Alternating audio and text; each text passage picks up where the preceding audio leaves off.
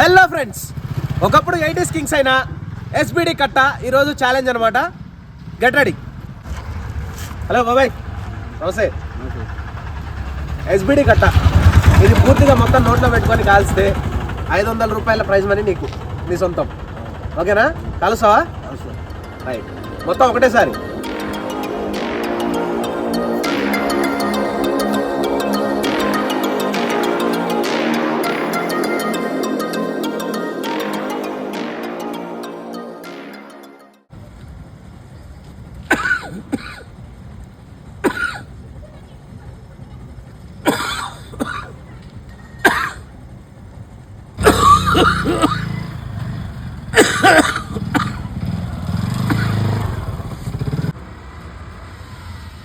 తాగలేకపోతాను,